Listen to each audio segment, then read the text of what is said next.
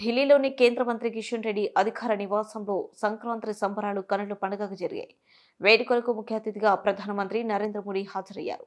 కార్యక్రమంలో సినీ నటుడు చిరంజీవి పాల్గొనడం విశేషమైతే కార్యక్రమం ఆద్యంతం ఆయనకు మోదీ ప్రాధాన్యత ఇవ్వడం మరీ విశేషం. భోగి సందర్భంగా సోమవారం సాయంత్రం తమ నివాసానికి వచ్చిన మోదీకి చిరంజీవితో కలిసి కిషన్ రెడ్డి దంపతులు స్వాగతం పలికారు. లోపలికి అడుగుపెట్టిన మోదీ తొలుత చిరంజీవితో కరచాలనం చేశారు. వేడుకల్లో భాగంగా భోగి మంటలు, గంగిరెద్దులో విన్యాసాలు, వేదికపైన జ్యోతి ప్రకాశనం, సాంస్కృతిక కార్యక్రమాలు వీక్షణ ఇలా ప్రతి దశలోనూ చిరంజీవిని మోదీ తన వెంట తిప్పుకున్నారు. సంబరాల్లో భాగంగా మోడీ మంత్రోచ్చరణాల మధ్య భోగి మంటలు వెలిగించారు. గంగిరెద్దులకు అరటి పండు తినిపించి నూతన వర్షాలు కప్పించారు. అనంతరం వేదికపై చేరుకున్న మోదీ జ్యోతి వెలిగించి లాంఛనంగా సంక్రాంతి సంబరాలను ప్రారంభించారు.